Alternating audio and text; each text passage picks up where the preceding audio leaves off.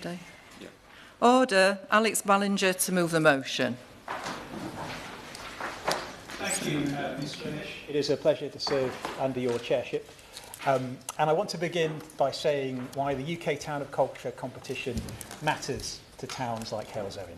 At its best, culture is not a luxury for places that are already well off. It is the glue that keeps communities together and when the economy is changing around them. It is the thing that turns a high street into a meeting place, a park into a shared memory, and local history into a source of confidence for the next generation. So this Town of Culture Award is not just a title for the tourist brochures. It can be a lever for investment, for volunteering, skills and pride, the practical business of renewal, as well as the poetry. And it's right that the competition has arrived when it has, Madam Chair, because anyone who has spent time in the Black Country will know we have quietly been a centre of British culture for years. London may have the West End, but the Black Country was the birthplace of British rock music, with Led Zeppelin and Slade hailing from our part of the world. The capital may have art galleries, but we have the Black Country Living Museum, preserving the history of glass making, chain making, and real industrial crafts. And through the Horn Halesowen Towns Women's Guild, we have probably the best yarn bombers in the history of the world. We are not short on culture. What we have been short on is other people noticing it. And that's why I'm proud to speak today about Halesowen, a town that deserves to be understood.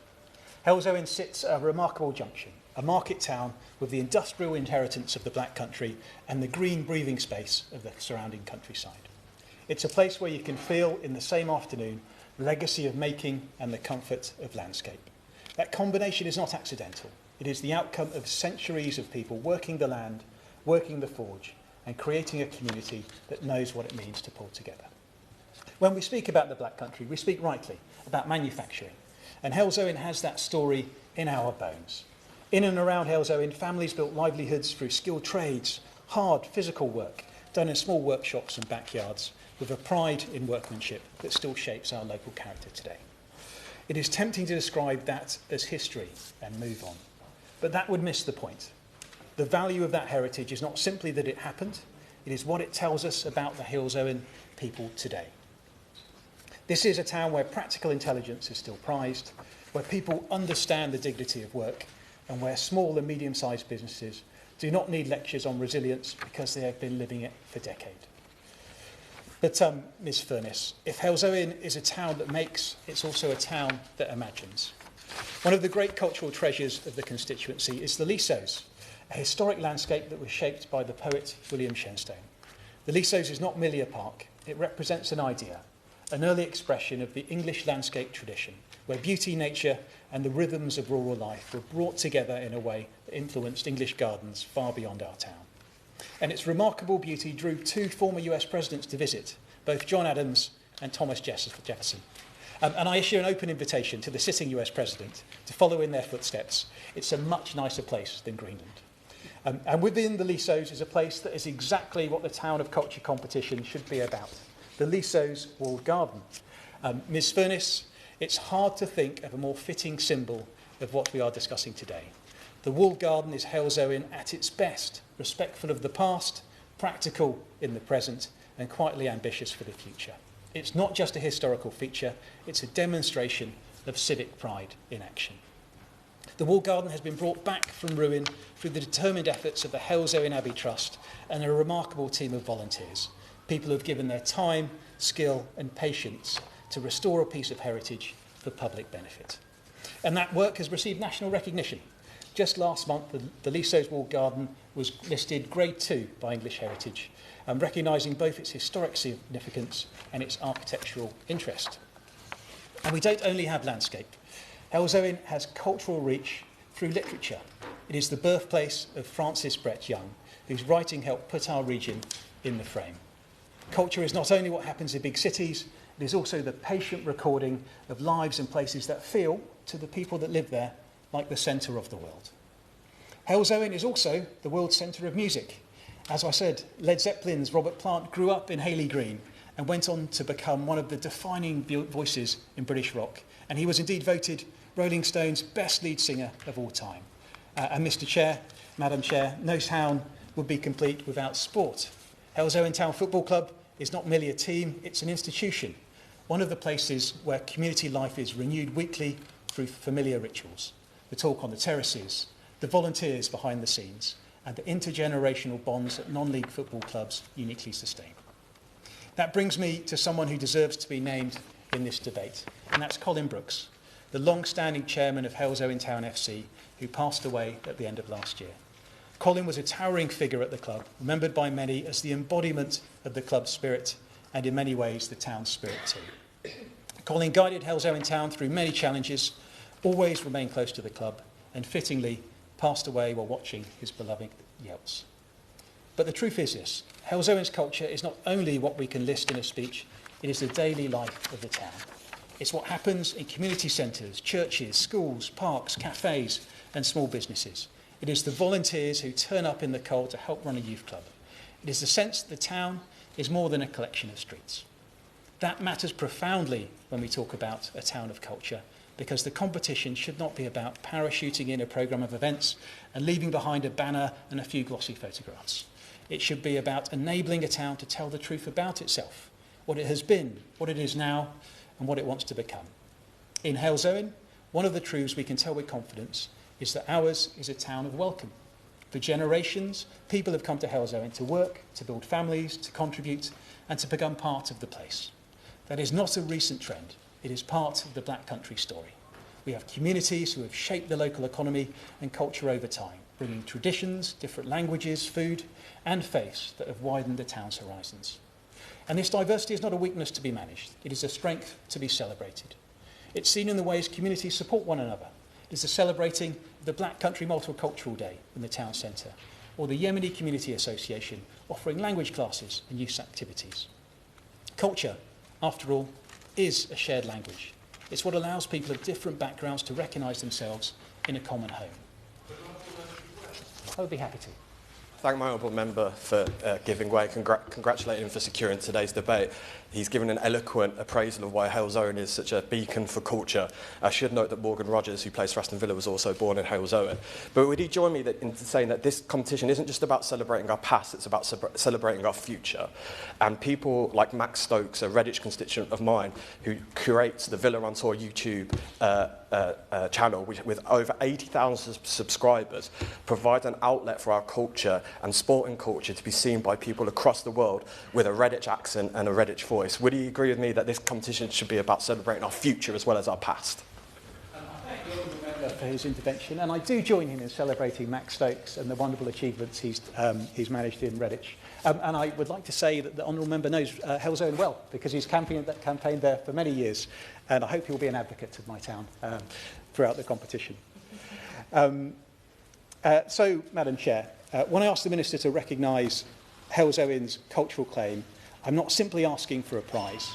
I'm making a practical argument. The Town of Culture Award can help towns like Halesowen in at least 4 concrete ways. It can boost our local economy, bringing visitors to spend money in our shops, cafes and venues, supporting jobs that are rooted in a place. It can strengthen skills and pathways for young people, particularly in the creative industries, events, heritage, digital media and community enterprise. Those sectors are growing and towns should not be left watching from the sidelines. It can drive investment in local assets, our parks, halls, libraries and heritage sites that towns rely on for civic life, but which often struggle for sustained funding. And finally, and perhaps most importantly, it can restore confidence. A community that feels seen and valued tends to act like it. Pride is not merely an ambition, it is a catalyst. It changes what a town believes is possible. In that spirit, I want to put on record what Halesowen can offer this competition. We can offer the story of a town that helped build the country through skilled work, honest labour, technical ability and enterprise. We can offer landscape and heritage that connects people to the long thread of English history, not as nostalgia, but as stewardship. We can offer a living, modern cultural identity, music, sport, community traditions, rooted in place, but outward-looking. And we can offer a model of community cohesion that is quietly impressive, diverse, practical, and neighbourly. I would want our programme to reflect those truths. I would want it to celebrate the makers and the makers' skills, to revitalise green spaces and heritage sites, to open doors for young people into culture and creative work, and to showcase the everyday institutions, community groups, faith organisations, volunteers that keep our town strong. Halesowen has the story, the assets and the people. With the right support, we can turn that into a bid that does justice not only to our town, but to the wider Black Country. Because, Ms Furness, the truth is this: if we are serious about culture at the heart of renewal, we should start with the towns that have never lost their sense of community, even when the national spotlight has looked elsewhere. Halesowen is one of those towns. It has earned its place in the national story, and I hope through this competition it will be given the platform to tell that story with the confidence it deserves. Thank you. Can I remind people, oh, you're on your feet, can you just stay there a while we count? Thank you. 12 we've got, yeah. 12. Right, I remind members that you're doing it, yes. The question is that this House has considered the UK Town of Culture competition, and I will bring Jim Shannon in to start with. First of all, Madam Chair, thank you so much for calling me so early. I was about to sit down there and I had the unexpected pleasure of following the Honourable Gentleman for Halesowen and Riley Regis for leading today's debate. It is indeed wonderful to be here, as everyone will do it, and everyone will say their constituents are the best. Well, I'm going to say mine is the best, and I'll try to explain perhaps why that would be. But the Honourable Gentleman for Halesowen and Riley Regis has probably persuaded me of one thing, and if I'm spared, I will make it my business to visit his constituent and see if what he tells me is true. The way that he has told it, anyway, I'm sure it is. I don't doubt that for a second. So it's been wonderful here to showcase all of our wonderful constituents, and I'm sure we will all plead the case very, very well.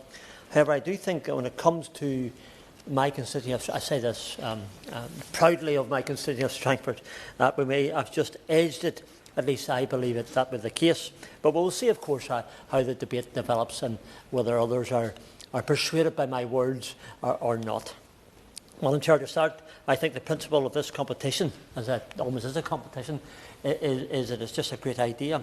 Amongst all the heavy issues we discuss on a daily basis, and of course they are important and they're critically important, we can't ignore them, I also find it important that we celebrate our local towns and all that they do for communities across the United Kingdom. And the Honourable Gentleman is right.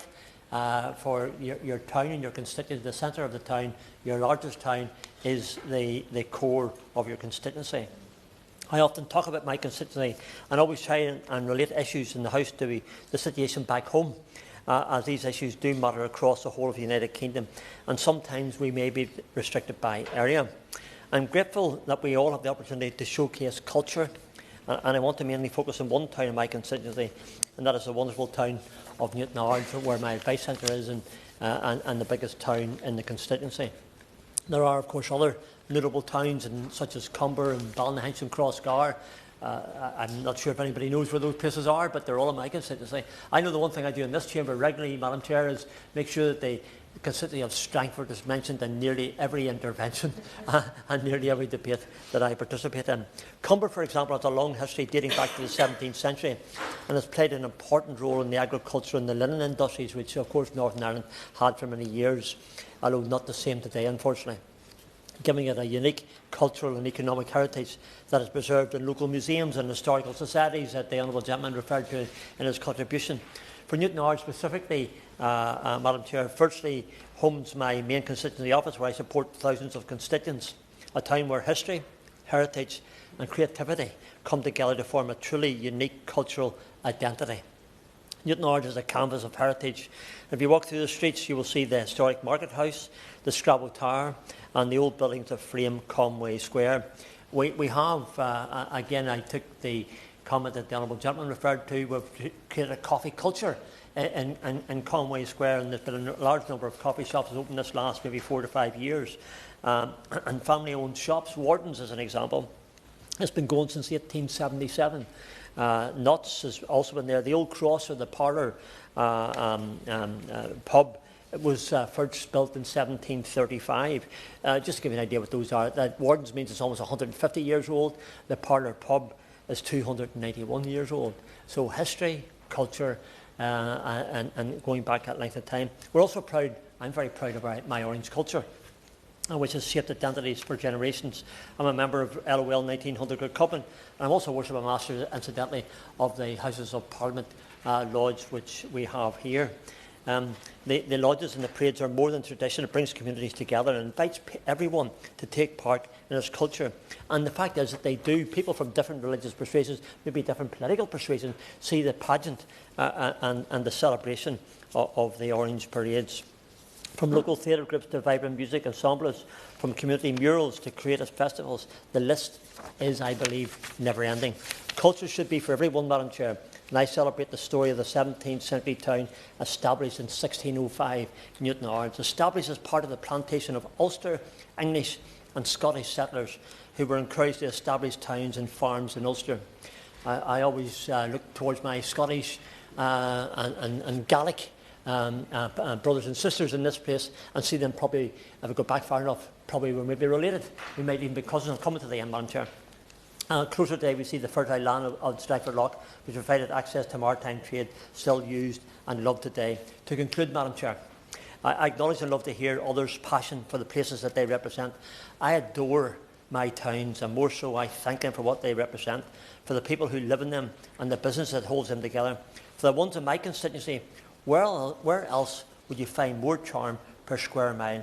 I believe Strangford and Newton Ards is that very place. Thank you, Madam Chair. I can let you all have 4 minutes, and that will take us exactly to 4 o'clock. So I will call Jane Kirkham. Thank you very much, Ms Furness. In Cornwall, we don't have big urban centres. We have towns of about 20,000 population large. That's why the UK Town of Culture competition is a competition that a large rural area like Cornwall can actually get involved in, and I'm taking it as a good example of this government's commitment and awareness to those rural parts of the country. I'm really lucky to come from a place with a very distinctive narrative. We have our own language, which is now recognised again. We have a beautiful peninsula town and a great little city in Truro and Falmouth, each with their own character and a strong sense of Cornish identity. Falmouth has a very distinct story. It's a very vibrant place that's always turned its face outwards towards the sea. The packet ships took trade and parcels all around the world from the late 1600s. And we have the 2 castles of St Pendennis and St Maur's, built by Henry VIII to protect Falmouth. Now it has an incredible arts and science university stemming out of a 100-year-old art school, a thriving music scene and an active and young town council in lockstep with a strong business improvement district. The council runs an art gallery for all, library, peninsula headland, newly built community radio station and a theatre and venue.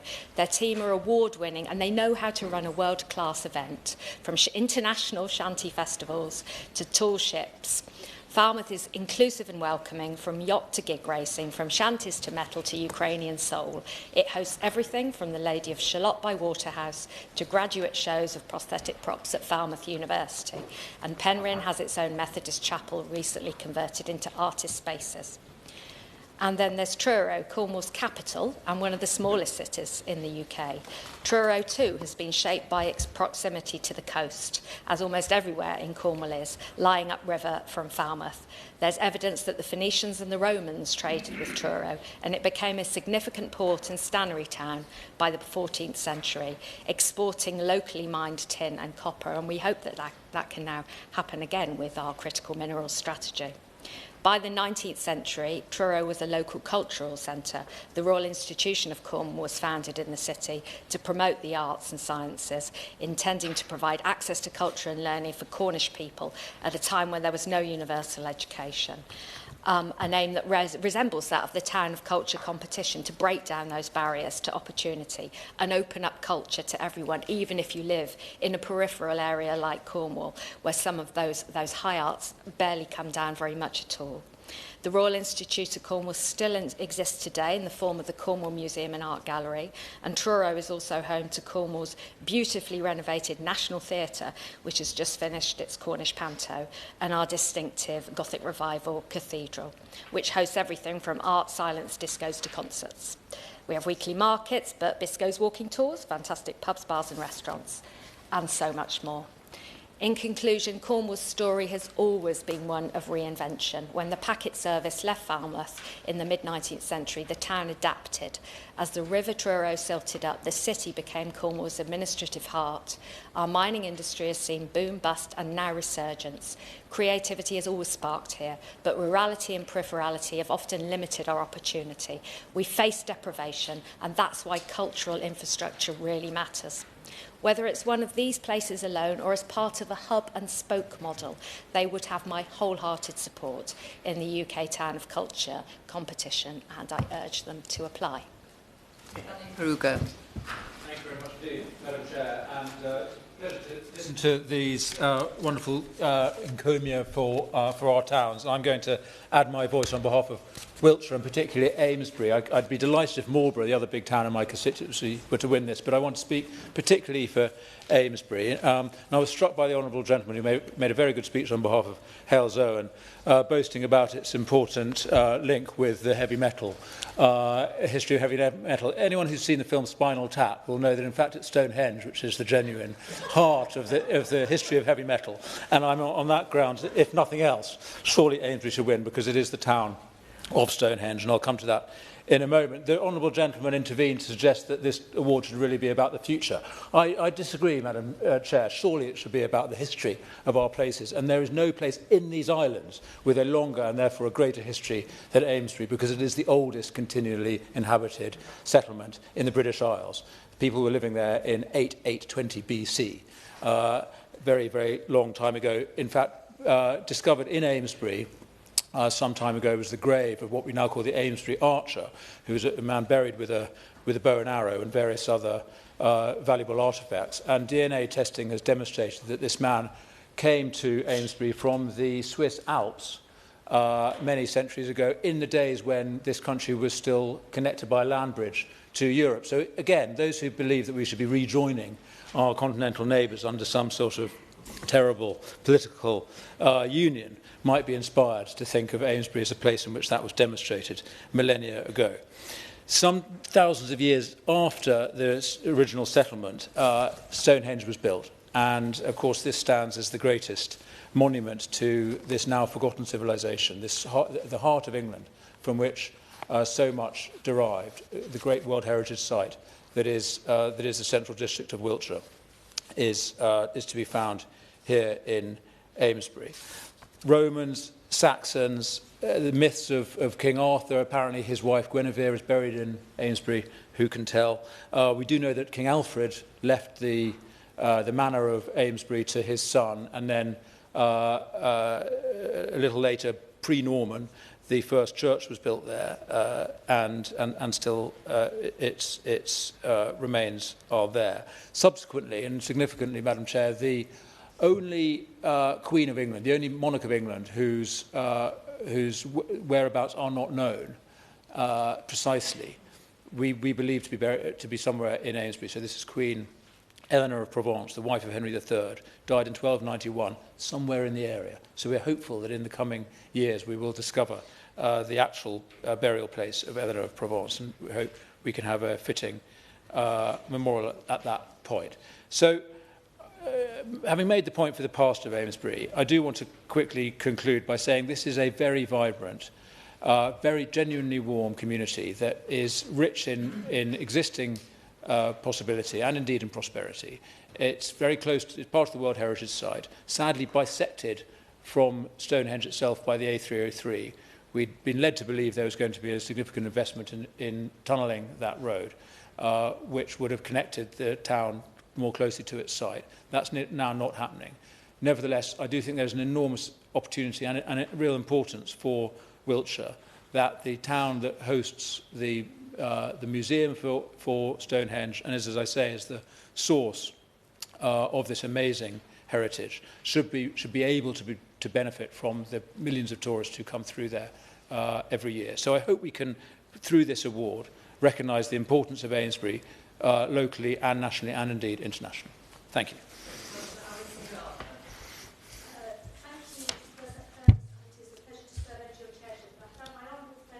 For Hales Owen for securing this debate.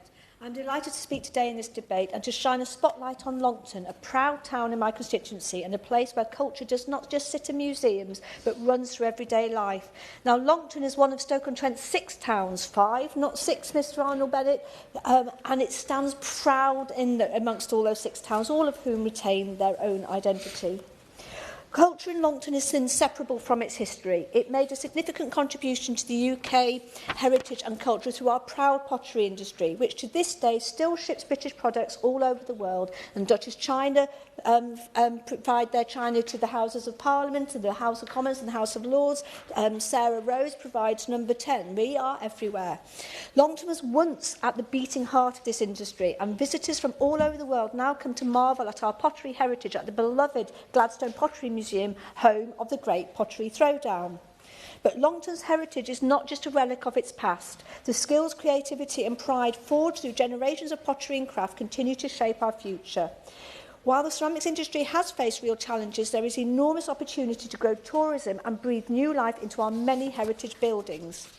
And local businesses are already capitalising on the opportunity to showcase our culture. The kiln at number 12 offers visitor pottery, painting and hands-on craft experience, and I'm sure you've all seen the fish-shaped drinking jugs that are around. They are from the Gluggle Jug factory in my constituency. And we have Roslyn Works, a Grade 2 listed pot bank, is now an entrepreneurial centre which showcases the work of brilliant local artisans and hosts the smallest pottery kiln in the country. Launch It, operating in Longton Town Hall, is a local hub for young entrepreneurs, creatives, artists and makers to seek business and start-up support, supporting new arts, crafts and creativity businesses to thrive.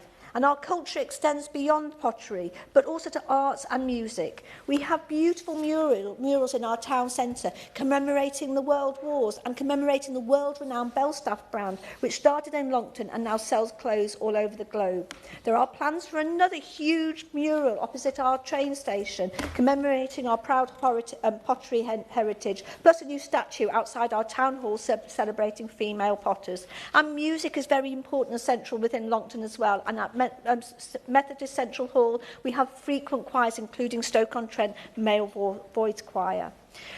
We are incredibly lucky to have Urban Wilderness, a charity which delivers place-based events and arts programmes to empower our local community. They have recently secured funding to turn an old bank into a new arts centre, expanding on their Mooney Club programme, a free access arts programme in Longton Exchange.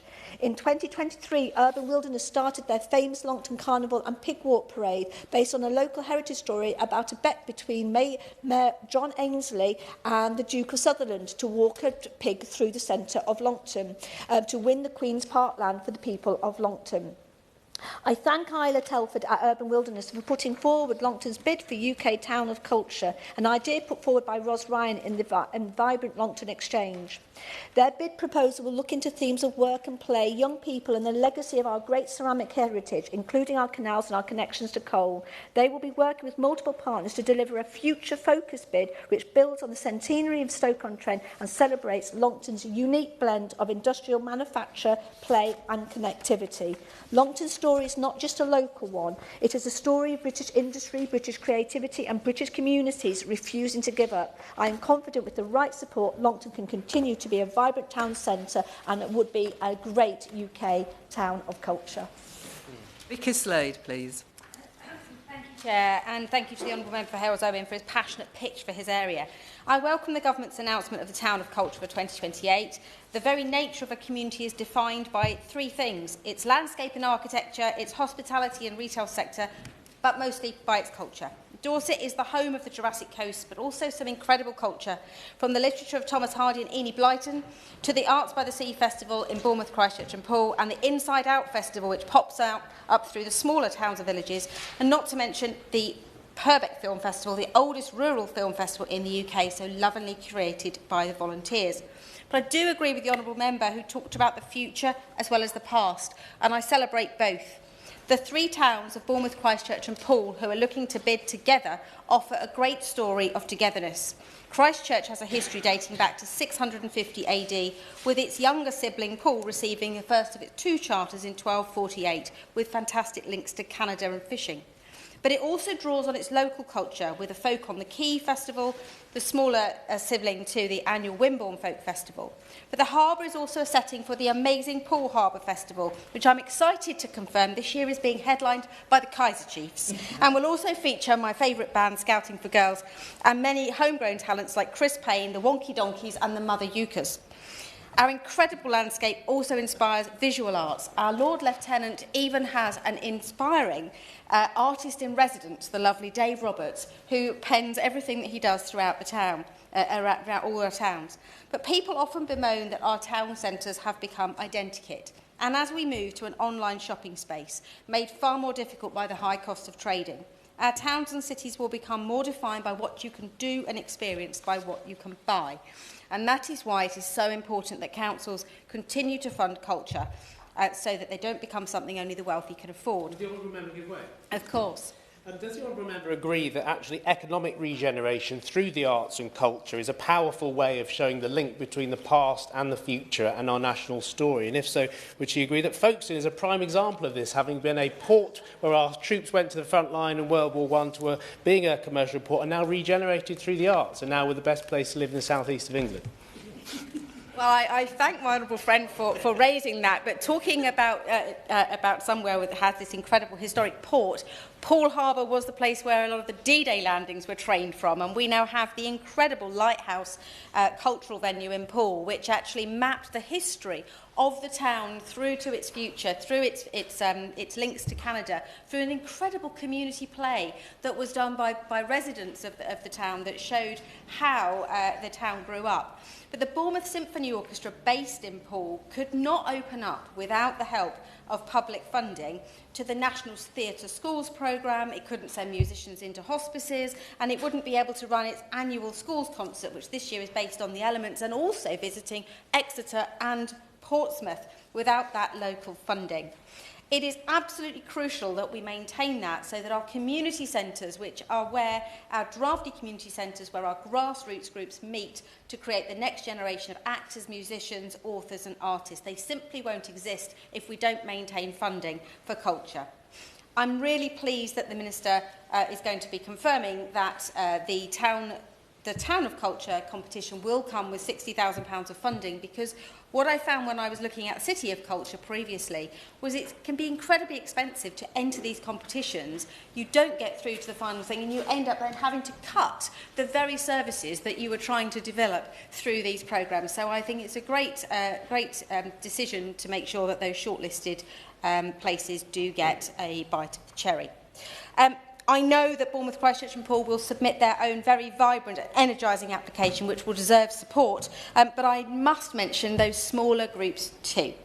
It's not just the UK Town of Culture, but Dorset has its own Town of Culture competition, and I'm thrilled that this year in Dorset, the town of Wimborne, which is the heart of my beautiful constituency, has been announced as the Town of Culture 2026, with its incredible Museum of East Dorset, complete with a mummified cat, a chained library in Wimborne Minster, the Tivoli Theatre, the Allendale Centre, the annual QE School Show, which this year is Legally Blonde the Musical, the Walford Mill Gallery, plus of course the annual Folk Festival and the Kingston Lacey Stately Home, with its incredible art celebrating its LGBT owner who had to hide away in Spain when it wasn't safe to be gay in this country.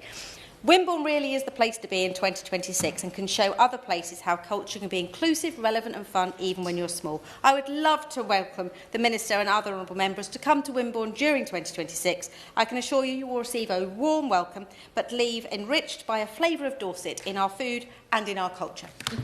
Patrick Early, please. Thank you, Madam Chair. It's a pleasure to serve. I want to tell a story about my own background and how it relates to the concept of culture-led growth. I grew up in the 70s and 80s in the northwest of England in a town called Prescott, a town about 15 miles or so from my Southport constituency, and a town that was dominated for decades by the factory site of an industrial cable manufacturer. The town adopted the cable factory almost as a part of its identity. You could ask anyone for miles around, and they'd say, oh, Prescott, that's where they make the cables. The town's football club is still called Prescott Cables. When I was a little boy, I used to make Lego models of the machinery that I could see through the factory gates that I passed on my way to school. The factory hooter that told the workers when their shift was open could be heard all over the town. And on New Year's Eve, it would blow, especially at midnight, to bring in the new year. The extent to which that place was important to the town cannot be overstated. And then they closed the factory down. Hundreds of jobs gone, well-paid jobs.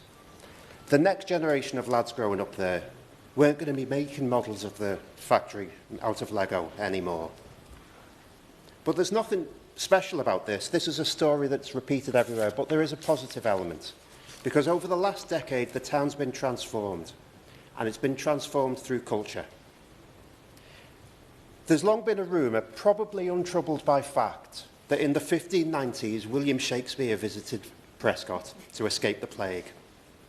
And so, based on this rumour, 20 years ago, a small group of cultural practitioners decided to build an Elizabethan-style 500-capacity theatre on the site of an old big bus stop in the town. People laughed, the council leader laughed. The council leader actually said, when I announced the plan in the council chamber, people started laughing. And yet they're not laughing now, because there is indeed a playhouse on the site of that bus stop. It's training young people up in the creative industries, in arts, in performance. The £40 million capital investment that was brought in was only the start of the story, though, because the theatre is attracting people back into the town. It's got a positive multiplier effect. The jobs are coming back. Cafes are opening where there used to be bookmakers. There's a community arts organisation now going into schools to inspire children into a career in the creative industries. And it wouldn't surprise me if some of those children will start building Lego models of the playhouse. Because here's the point, right? Destiny is not set in stone. The town has not got its destiny set in stone. It can be changed. Commitment to cultural infrastructure can reverse a downward slide. Change can happen off the back of cultural improvements. It's my hometown that proves it, but we've done similar in my new home in Southport since I got elected. We've got a year of culture in 2026. There's going to be an incredible sound and light installation taking over the town, turning it into a giant rainbow. There'll be an outdoor ballroom in April with 150 years of music and dance played out. And our favourite works of fiction are coming to life on the streets of the town in October. Check out southport2026.com for more details. Because we know that this is what a town of culture can do. It allows the kids of today to look back in wonder, and in 50 years' time to tell their grandchildren they were there. Sarah Green. It's a pleasure to serve under your chairship, and I have to say how good it is to stand up in a Westminster Hall debate to speak enthusiastically about an initiative like this. And I must thank the Honourable Member for Hales Owen and Lyme Regis for securing today's debate, because investment is often focused on cities and larger urban areas, and so the Town of Culture initiative is truly welcome. Having spoken to interested groups in my own constituency, I know there is real excitement about this, and the fact it will draw attention to towns where creativity, heritage and culture are already thriving. Becoming a town of culture will act as a catalyst for growth, allowing hidden gems to shine. As well as boosting local pride, it could help support high street recovery and create opportunities for residents, especially young people who may have never considered employment in the creative sector before. But at its heart, this initiative is about empowering local people, be they artists, musicians, volunteers, schools, community groups or local businesses, to create a cultural programme that reflects the identity of their town. This sense of ownership and the platform it gives to local organisations is what makes the initiative so powerful. It invites groups in local communities to work together to showcase what their town has to offer and tell their own unique story to the rest of the UK. And their MPs are doing a stellar job on their behalf this afternoon. I can tell the Minister I have a town in my constituency, Chesham, where community groups, volunteers and businesses are chomping at the bit to get started on their application. And it is frankly brilliant to see. So may I ask the Minister in his remarks if he can answer some of the questions they've asked me, namely to clarify the timeline that he's working to and to confirm which authorities must support a bid. Thank you, Chair. Sam Rushworth. Thank you, Ms Ferguson. Can I also thank my honourable friend, the member for Hales Owen, for securing this debate. I warmly welcome the opportunity for Bishop Auckland to bid to become the UK's town of culture. Bishop Auckland is a town that gave birth to the calendar. It was Bede who stood on a local hillside and looked at the cosmos and wrote the reckoning of time by which we decide when Easter is today. And the North East, as a cradle of Christianity in the UK, has Bishop Auckland with its Faith Museum that opened in 2023, the only of its kind globally, which tells the 6,000-year-long history of Christianity and faith in the UK. It's based at Auckland Palace, which has been the home of the Prince Bishops of Durham, who were the most important men in the kingdom after the king at the time, and forms part of the Camino Inglés, the English way, a route trod by pilgrims since the Middle Ages. We have an Anglo-Saxon church that's one of the oldest in the country just down the road.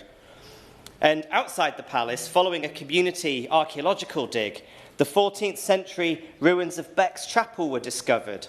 The eponymous Bishop Beck served not only as Bishop of Durham, but also as Patriarch of Jerusalem. The palace is also home of the famous Zurbaran paintings of Jacob and his 12 sons. Though the connection between Bishop Auckland and Spanish art is perhaps best exemplified by the Spanish Gallery, where you'll find the greatest collection of 17th century Spanish art anywhere in the world outside of Spain. It was opened by the King himself, alongside Queen Letizia of Spain in 2022. Bishop Auckland's pedigree in the world of art doesn't stop there. Our town's proud industrial heritage is on display at the Mining Art Gallery, showcasing work of local artists like former mine workers Tom McGuinness of Witton Park and Norman Cornish from nearby Spennymoor, two prevalent figures in British social realism. The museum was founded by my constituent and neighbour, Bog McManus, to showcase his collection of art. The town also punches above its weight in the performing arts. Stanley Jefferson of Laurel and Hardy fame was educated at King James Grammar School, whilst his father managed the Eden Theatre. And renowned classical composer Edward Elgar played the Music Makers in 2013 at St. Peter's Church, which he dedicated to his friend, the local conductor Thomas Kilburn. Is it possible that that rousing English anthem, Land of Hope and Glory, was also played for the very first time in Bishop Auckland? In Witton Park, you find the start of the Stockton and Darlington Railway, the world's first passenger railway, which celebrated its bicentenary last year. But it's more than that. Did you know that nearby West Auckland also won the first ever World Cup? The organisers invited, it's suggested, Woolwich Arsenal, but with the WA, the letter went to Bishop Auckland, although we know it's because they wanted North East grit. Can you imagine, picture the scene as people huddled together to send their boys off to Turin, selling what they had, and then huddling around a radio to listen. And more than that, they went on to win it, not once but twice. Jack Greenwell from Crooktown went on to manage Barcelona. And Bishop Auckland's football team lent players to Manchester United after the Munich air disaster. But it's more than that. We also have the Food Festival, the Bishop Auckland Heritage Festival, and so much more. I've covered history, faith, industry, music, arts, food and sports. And quite frankly, no town tells the cultural story of Britain like Bishop Auckland. Matt Rowder. Thank you, Ms Ferguson. It's a pleasure to serve under your chairship. And may I also thank my honourable friend, the member for Hales Owen, for securing today's important debate. I wholeheartedly support this competition. I think it's vital that we do celebrate our town. So I want to talk about my own town, Reading, and in particular to talk about the incredible potential of turning Reading Jail into an arts and heritage hub, and then also to mention a number of other aspects of culture and heritage from our town, both our Georgian and Victorian history, but also the legacy of Jane Austen and many other aspects of town life. I'm lucky to represent a wonderful, diverse and tolerant town, the second largest urban area in the southeast of England, and one of England's largest towns. It's also the site of both Reading Abbey, which is a very significant medieval abbey where King Henry I was buried, and we, like Leicester, have a king potentially in a car park, although he hasn't been excavated yet. So Henry was buried in the abbey when it existed, and obviously after the Reformation the abbey was closed and its stone taken and used for other things, and they're not sure exactly where his remains lie. It's believed to be either under the wall of the jail or possibly in what's currently the prison car park. So one day, I hope that we will be able to celebrate his history and the link between him in a fuller and deeper way, rather like our colleagues in Leicester were when they discovered their own king. The jail was built on the site of the abbey in the 19th century, and of course it's famous for being the place where Oscar Wilde was so sadly incarcerated at the end of the 19th century.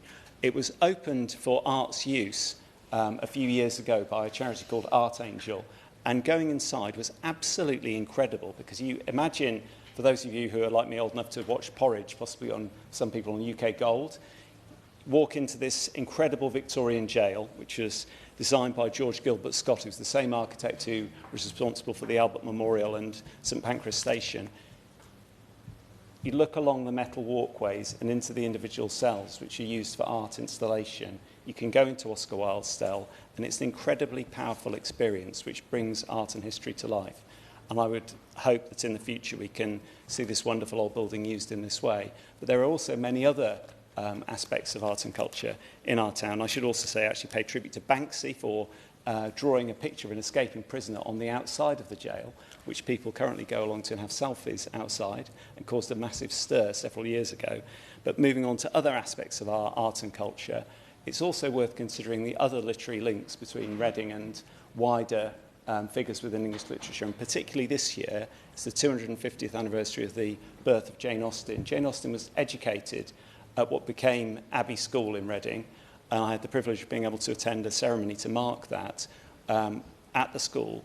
At least one, possibly two of her books were inspired by her time at school in Reading, including one of the less well-known ones, which is called Northanger Abbey, which I have to remember as a former A-level English literature student I had to read, along with Persuasion, as a teenager.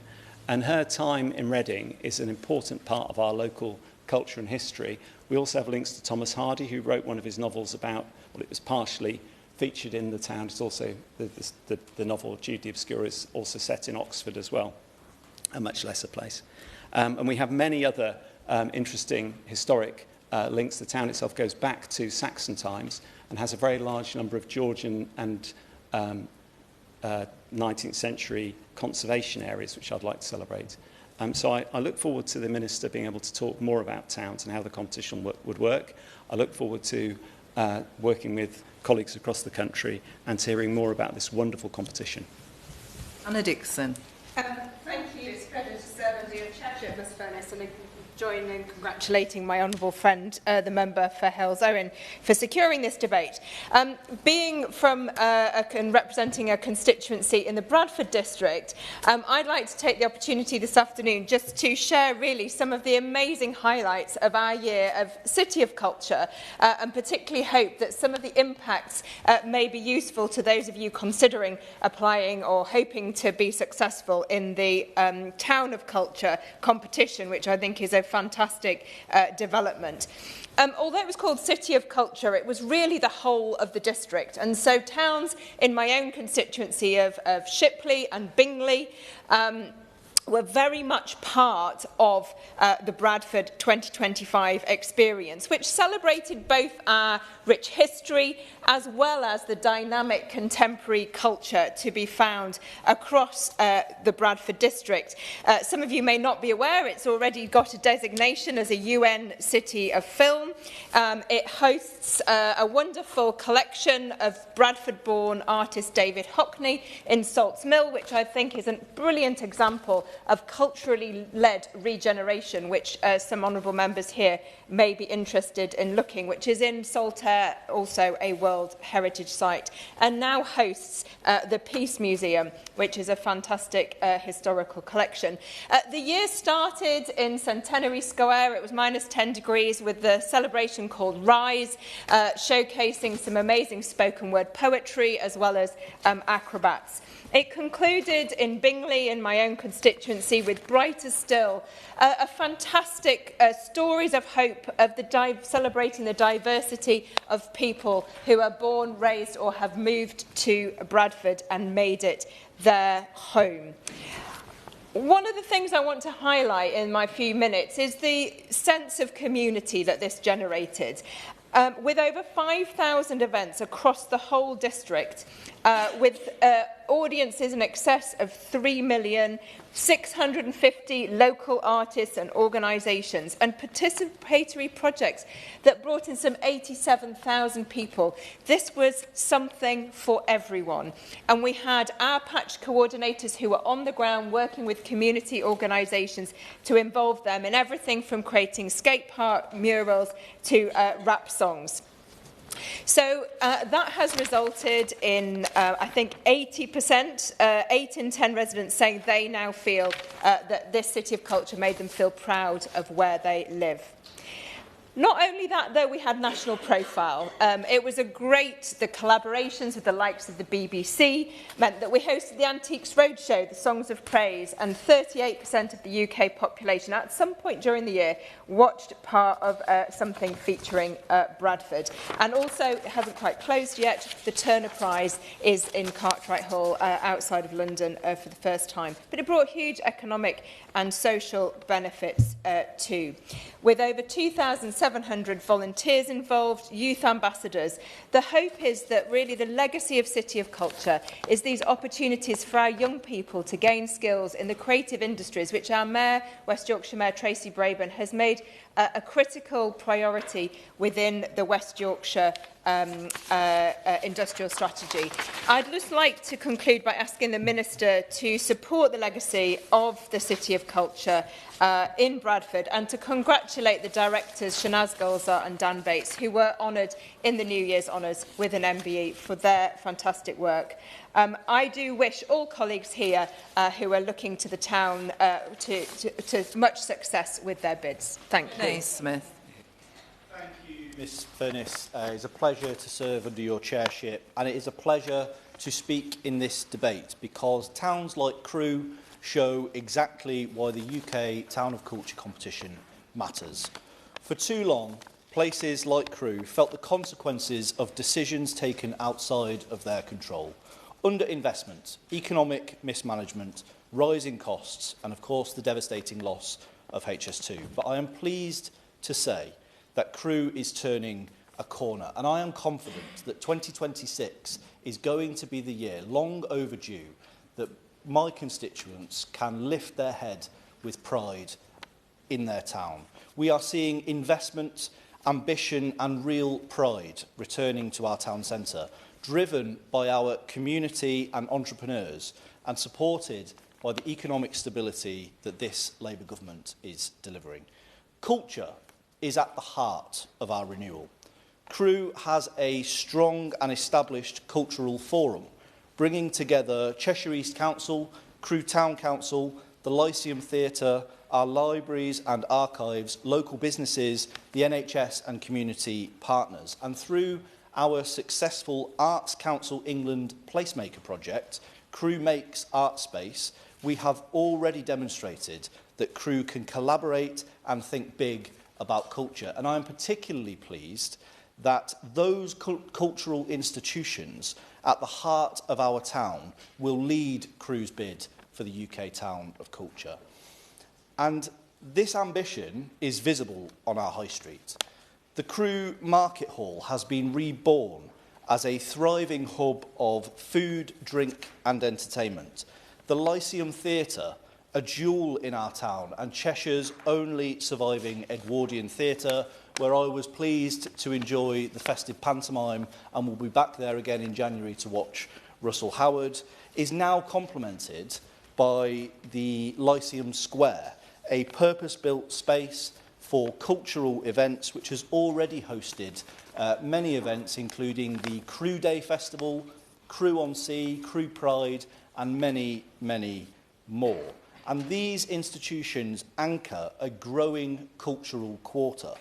The former Dorothy Perkins and Burton unit on Market Street, once another empty shell and blight on the High Street, now hosts Crew Creates, a vibrant space for arts and culture. And this shows what can happen when creativity meets opportunity. 2026 will see further developments in Crewe with culture at their heart. Spring will see the opening of the Dome Youth Zone, and later in the year, Crewe will become the joint home of the Cheshire Archives. These two projects promise to breathe new life into our town centre, and together, I think, encapsulate perfectly the point that several honourable members have made, that culture is about reflecting on our heritage, yes, but also about proudly embracing our future. Crewe has the partnerships, the infrastructure and working groups ready to move quickly as soon as the Town of Culture competition formally launches. We have a proud heritage, a strong story to tell, and a cultural future that we are desperate to seize. So I look forward to hearing the Minister outline more about what the competition will entail. Thank you. Amanda Hack. Thank you. It's a pleasure to serve under your chairship. And I thank my honourable friend for Hales Owen for bringing forward an opportunity for us all to talk about the UK Town of Culture competition and the benefits it can bring to our communities. It'll be a pleasure today to speak about my towns and my hope that they'll consider a submission. But it's been wonderful to hear about your towns too, the real pride in our local places. This is going to be a hotly contested competition, not just within this room, but actually also within my constituency. I have four towns, but I'm going to talk about the largest of the towns that I've got, which is Colville and Ashby de la Zouch. They're separated by just 6 miles and have amazing opportunity to go forward as a UK town of culture. They're both located within the heart of the National Forest. As I said in my maiden speech, Colville is named appropriately as it's the heart of the coal mining industry in Leicestershire. The cultural heritage is centred on its industrial past and its hope for the future. The town has invested in the market square called Marlborough Square and was a central gathering place for the community, initially as a public market for farmers and producers, evolving into a livestock hub in the 1840s. More recently, this lovely square has been the host of some amazing family events organised and supported by the local district council and our vibrant voluntary sector. Colville's culture was clear to see at the 100th anniversary of the Midland Rest Bus event happening early this year, held just a stone's throw away from Marlborough Square at Snibston, the home of a theatre, a coal mining museum, a cafe and a park. In the centre of Colville is a beautiful mother and child statue, as well as art installations across the town. Colville has so much potential to be the UK town of culture. However, Colville will have to fight off local competition from the second largest town in my constituency, Ashby de la Zouch. A great market town originally known as Ashby in 1086, changing its name in the 18th century after the La Zouch family, and it's around this time that Ashby Castle was built. It's a beautiful historic buildings line Market Street, and it's a thriving shopping destination. It was a pleasure to be shown around the original features in the lovely tap at number 76, which was built in the era of Queen Elizabeth I. And not long after I was elected, I had the privilege of visiting the archives at Ashby Museum, a fantastic volunteer-led museum. And if you wanted a pitch stop there, I'm sure you will enjoy that museum. Ashby's rich history has been kept up throughout the generations, and an active Ashby Bid and Great Town Council with an annual programme of events, including the statutes, which is now in its 806th year, as well as the new Soapbox Derby that's in its 2nd year, just to name a couple of the great events that happen. I've not had the opportunity in this speech to also talk about my smaller towns of Ibstock and Castle Donington, but I'm sure they'll forgive me. This will be a really important competition for our towns. I'd be encouraging my district council and others to consider how we get this amazing opportunity for growth and investment into my towns in North West Leicestershire. I'd like to ask the Minister to consider if there's an opportunity to expand the competition to a wider range of towns, maybe including a UK town of industrial heritage and the UK market town of culture, making my decision in North West Leicestershire that I can actually pick two. Thank you. Liz Jarza. Thank you, Chair. It is a pleasure to serve under your chairship, and I would like to congratulate the member for Houseowen for securing this debate. Liberal Democrats recognise the vital role that towns and communities throughout the United Kingdom play in shaping our rich and diverse cultural heritage. As a member of the Culture, Media and Sports Select Committee, I firmly believe that art, music, drama and sport bring people together across generations and backgrounds, and that they are an essential part of any thriving society. Crucially, culture also delivers tangible economic benefits. Investment in the cultural sector creates jobs, supports freelancers and small businesses, and provides training and development opportunities, particularly for talented young people who may not see a traditional academic route as the right path for them. That is why the Liberal Democrats support sustained investment in our cultural capital and in nurturing the next generation of talent, so that people in every town can enjoy the benefits of sport, music and the arts. We believe that the cultural contribution of each town should be recognised, and that adequate funding must be available to support cultural programmes in every part of the United Kingdom. We have heard so many wonderful examples of our cultural heritage today, including from the honourable members for Chesham and Amersham, Mid Dorset and Northpool, Southport and Shipley. I am proud to be the MP for Eastleigh, the home of Hampshire cricket with the Ageas Bowl, which is both a world-class cricket venue and in recent years a growing events venue hosting acts such as Rod Stewart, Little Mix and the Arctic Monkeys. The Point Theatre in Eastleigh puts on its own fantastic productions year after year, hosts national stand-up comedians and has been one of Arts Council England's national portfolio organisations for the past decade. We're also home to the Bishopstoke Players, the Concord Club in North Stoneham and Thorndon Hall in Chandler's Ford. People from across Hampshire flock to Eastleigh every year for the Asian Welfare and Cultural Association's Mellor event, Eastleigh Pride and the family-friendly festival Eastleigh Unwrapped. However, despite this strong cultural offer, Conservative-run Hampshire County Council has cut back funding for the Hampshire Cultural Trust, reducing its annual grant by £600,000 from April 2027. Arts and culture projects have been stopped in their tracks. This is incredibly short-sighted.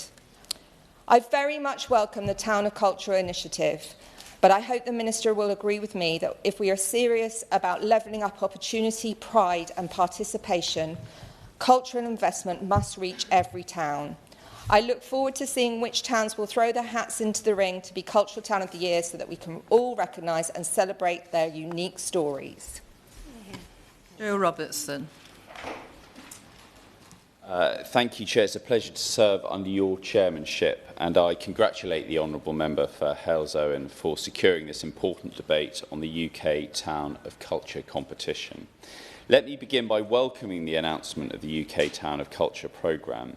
The UK City of Culture initiative, first launched in 2009, is now in its 5th iteration and has supported places such as Londonderry, Hull, Coventry and most recently Bradford. In each case, the investment has proved to drive regeneration, attracting investment and visitors, all while showcasing the unique character, heritage and creativity of those places. Hull's year as City of Culture generated an estimated £300 million for the local economy, attracted millions of visitors and created thousands of jobs, apprenticeships and freelance opportunities. Coventry saw renewed confidence and investment, while in Bradford more than 5,000 events took place during the year, with around £51 million spent. Within the first 6 months of Bradford 2025, more than 11,000 school children benefited from the education programme and 40,000 local people participated in cultural events. Indeed, my shadow colleagues visited Bradford during that year to join in one of the many 5,000 events that took place, and the success of this scheme shows how well-funded support can have a transformative impact. The UK Town of Culture rightly recognises that smaller and medium-sized settlements have powerful cultural stories to tell, and we've heard a number and great variety of those today. A vital role to play in our own national life. Market towns such as Shrewsbury have long acted as bridges between rural and urban communities, serving as hubs for seasonal celebrations, sport, county dance and local trade. In my constituency on the Isle of Wight, our island towns are increasingly recognised as destinations for film and for the creative industries. We have vibrant organisations including Ventnor Exchange, Moncton Arts and the new department venue in Ryde, plus of course Brading Roman Villa. Shanklin Theatre, a historic building, survives only through the tireless volunteer efforts of local people. Indeed, I enjoyed the local pantomime Dick Whittington there only last week with my children. Building on the success of the City of Culture programme, the ambition to break down barriers to opportunity, drive local economic growth and create jobs is one we strongly support. However, the last iteration of the City of Culture competition demonstrated that the scheme could be open to places beyond cities, with examples including Wrexham, which bid as a town, and County Durham, which submitted a bid covering the entire county. Wrexham even became a city midway through its bid. This shows that the programme could already accommodate a broader range of places without necessarily creating a town of culture competition separately. It raises the question, is it necessary to establish a separate competition when towns were allowed to bid in the last round? Experience in the previous City of Culture competitions shows that the places which performed best were those with strong local authority leadership and capacity. The most recent competition was the largest ever, with 20 entrants. And while expertise is spreading across local government, not every council starts from the same place. I will give way. The honourable gentleman for giving way. He talks there of the importance of local authority leadership in the success of City of Culture. I wonder if he would join me in congratulating Bradford Council for having the vision to apply for City of Culture and from having taken the risk to invest in this and then crowd in further investment which has benefited the whole district. I am happy to join with the honourable member in congratulating the local authority in Bradford for their bid. And she illustrates the point very well, which I'm trying to make, is there is a financial risk in undertaking the process and indeed a risk of not being successful. And for smaller towns with less financial might, that could become a considerable issue. So I ask whether the Minister will commit to supporting local authorities, particularly smaller ones, in their capacity to bid and succeed in a separate towns competition. Further to this, a long-standing challenge of the scheme has been the uncertainty around funding, with prize money neither guaranteed nor clearly set out at the point of launch. While we welcome the approach taken under the previous government, which enabled runners-up to receive £125,000, the current government has not extended this commitment yet to the Town of Culture competition. In the past, even unsuccessful bidders, such as Sunderland, received support that helped to strengthen local partnerships and build capacity within their communities. If the government introduces a separate town competition, it must clarify whether funding will be guaranteed immediately for winners and runners-up, particularly for towns that may have less capacity to absorb financial uncertainty. For many towns that are unsuccessful and receive little or no funding, cultural institutions remain at risk. Much of our cultural infrastructure depends on local authority funding, and discretionary spending on culture is often the first casualty when councils face financial pressure. If we're serious about supporting towns through culture, local authorities must be given the financial tools and flexibility to protect cultural and heritage assets. This initiative must also be understood in the wider context of the pressures facing our cultural, creative and heritage sectors. Towns' unique characters are driven by their high streets and small businesses, from historic pubs and craft workshops to the independent creative venues and local cultural organisations. Yet this government's punitive tax regime places increasing burdens on these organisations. Higher employment national insurance contributions, reduced business rates relief and rising wage costs all fall heaviest on small businesses with the least capacity to absorb those costs. We have already seen too many local businesses close over the past year. So how will the government ensure that the very organisations we rely on to deliver cultural programmes, who indeed form the cultural fabric of this nation, are not priced out of existence and therefore reduce investment into the local area? Thank you to the previous government's £2 billion Culture Recovery Fund, many arts and heritage organisations were finally back on their feet, yet the government's job tax has hit them hard. And while I welcome the continuation of tax relief for theatres, museums and galleries, the DCMS resource budget remains flat in cash terms, which represents, of course, a real terms cut. At a time when 98% of adults agree that museums are important to UK culture, it's deeply concerning that the government continues to fail to commit funding to major levelling up cultural projects, despite announcing a UK Town of Culture competition, which we welcome. Minister Murray.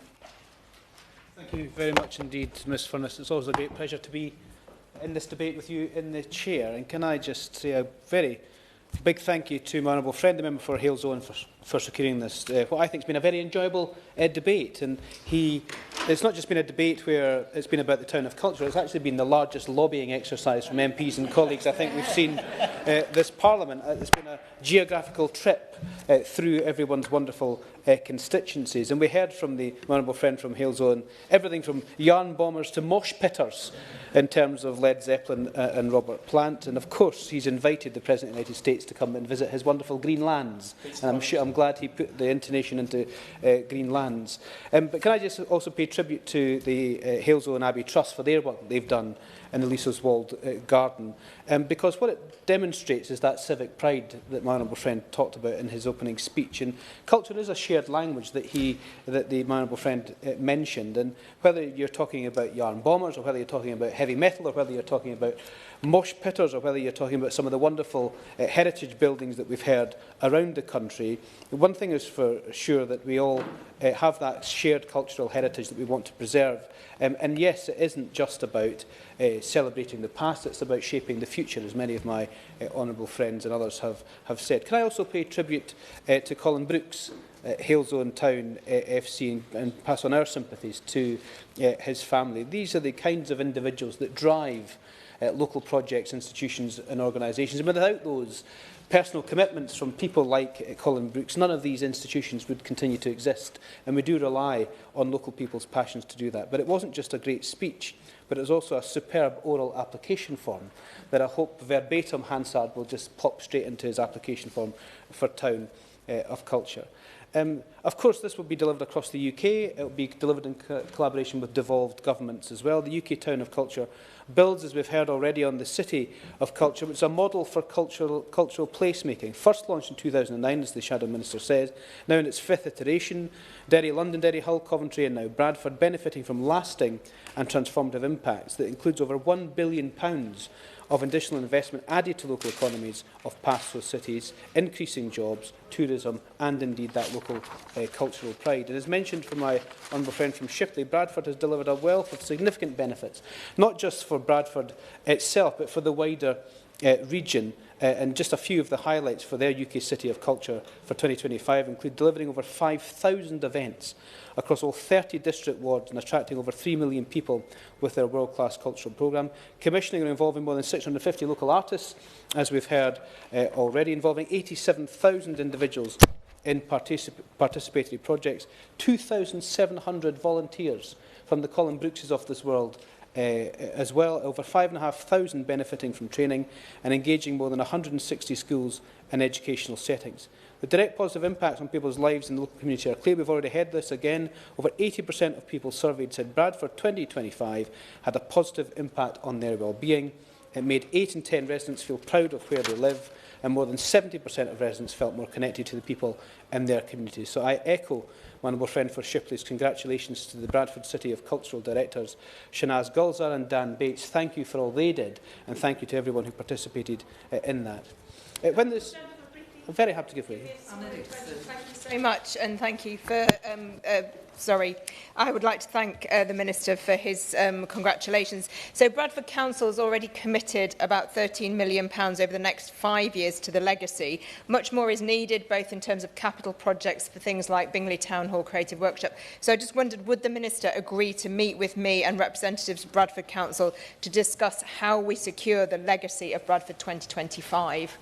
I'm very happy to take up that invitation to meet with her and representatives to see how that legacy is lasting, because actually the legacy is the most important thing from the City of Culture. And I hope there's huge legacies for the Town of Culture, not just for the successful town, but also for all the applicants that it may just give another boost to all of that cultural heritage and cultural features in those areas. And when the Secretary of State, my honourable friend from Wigan, launched UK Town of Culture, she said that, and I quote, "Every place has a story worth telling," and we've heard those stories this afternoon. And today I've been struck by the depth of what has resonated from honourable members. And the member for Halesowen said, and I quote, "This is about telling the story of the past and today, but also about shaping the future," and it indeed does. And we've heard lots of wonderful stories, and if I may just run through some of those rather than perhaps going through what the Town of Culture will be about, because everyone seems to be reflecting in it. The member for Strangford dropped a bombshell and told us he tries to get Strangford into every debate. Who knew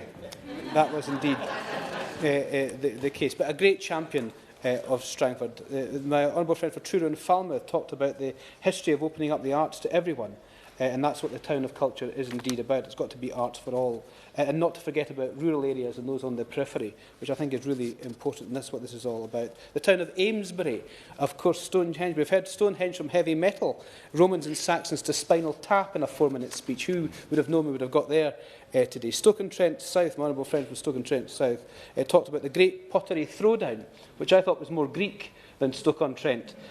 But we talked about the art, music, charities, heritage, and the Lungton Carnival in the Stoke-on-Trent area. We've heard from the member from Mid Dorset and North Pool, who talked about the £60,000 of funding to help develop the approach for shortlisted candidates. And that's critical. There is money in there in that support to be able to make sure we develop some of those. There's also, in terms of the City of Culture, £60,000 available for long-listed City of Culture candidates as well, so they can develop their proposals. And I will join in congratulating Winbourne in Dorset for the Town of Culture 2026. And I would love to visit if I possibly can, but only if I get to see Legally Blonde, the musical. So we'll maybe go down there to do that. One of my friends from Southport talked about the Prescott Cables FC, and the story he tells is indeed a story from many places across the country. And who would have thought that William Shakespeare, fleeing the plague, would have turned a bus stop into a playhouse for young people being trained, and indeed for that cultural heritage and outreach to schools. But one of the key things that you said that drives the Town of Culture and the City of Culture, in fact it drives the Secretary of State and I in terms of culture across the country, is change can happen. And a big catalyst for change is indeed arts and culture. It's a great advert. He also gave a great advert for Southport's Year of Culture in 2026. I can't remember the website, but I'm sure it's in Hansard that everyone can refer back to. Member for Chesham and Amersham talked about the whole competition empowering local people, and Chesham being a coiled spring, championing at the bit to get their application in. A friend from Bishop Auckland, who knew that Bishop Auckland was the home of the calendar and therefore home of time itself? A reference to Laurel and Hardy and the Town of Hope and Glory, which I think is a great combination to have there. Reading Central, the Reading Jail, into a cultural and arts centre. I think that's absolutely fantastic, bringing arts and history to life. And who knows, the car park might be a famous royal cemetery. Maybe we should just, rather than sending the Town of Cultural prize pot to Reading, maybe we should just send a couple of spades and a digger, and maybe we could do it on that basis. My honourable friend from Shipley, of course, went through all of those issues, and again re-emphasised the fact that culture is, that the Bradford City of Culture had something for everyone. In Crewe and Nantwich, the joint home of the Cheshire Archives. Absolutely fantastic to have that there. But the key thing there is that arts and culture is being a catalyst for town centre regeneration. I think that's key. We tend to forget that arts and culture can be that catalyst. It can bring people together, it can regenerate footfall in our city centres. In North West Leicestershire, we heard finally how hotly contested this competition will be. I don't know, I'm not going to look at my officials when I say this, I don't know who's actually going to go through the application forms, but how they're going to be able to determine who's going to win this is quite extraordinary given what we've heard this afternoon and given the applications. But what I would say to everyone who's spoken in Westminster Hall this afternoon, but anyone who is interested in this, watching on or interested in the competition, is to apply, because there is such a rich heritage of culture and arts right across the country, in every single corner of the country, north, south, east and west, that we should celebrate that, and we should see the kinds of celebrations that we can have from that can be through this competition. It won't just be about winning, although I'm sure my honourable friends and all members of the chamber want to win, but the taking part will be a big celebration of arts and culture. Can I just respond to the specific question from the honourable member for Chesham and Amersham, who asked about the timeline for the competition? I can merely say that we'll be launching this very, very shortly, but of course the first Town of Culture will take place in 2028, so the timelines, as you can see, are relatively short, so we will be launching it as soon as we possibly can. So each place does have its unique story, Ms Furness, but also with a shared conviction that through culture and creative industries we can share these and celebrate our towns and contributions to our national story. And that's why the Town of Culture is so important. I did find the Shadow Minister slightly curmudgeon about whether or not we need a Town of Culture, but I think you've heard why we need it. And even if it's just an opportunity for local people, for local arts and culture organisations, for local members to talk about and champion their local places, that alone in itself is something that we should be championing. So our vision for the UK Town of Culture is that the public knows that we see and value the contribution that towns make to our national story, and that there are benefits for all who are able to tell their own story. And at the end of the competition, a cultural programme will be delivered that draws on the best of art, heritage and creative industries, and underpinned by compelling local stories. It will be shaped by local people, delivered through local partnership and designed to leave a lasting legacy through strong cultural infrastructure, increased participation in culture and the creative industries, and a renewed sense of local pride, and we know that's what it does. And one of the key things that the Secretary of State and I are very keen to make sure is to burst the bubble between there being talent everywhere, but opportunity not everywhere, and that's something we want to try and build upon. So, Ms Furness, I think it's been a tremendously enjoyable debate this afternoon. I look forward to all these applications coming in. I don't look forward to have to assess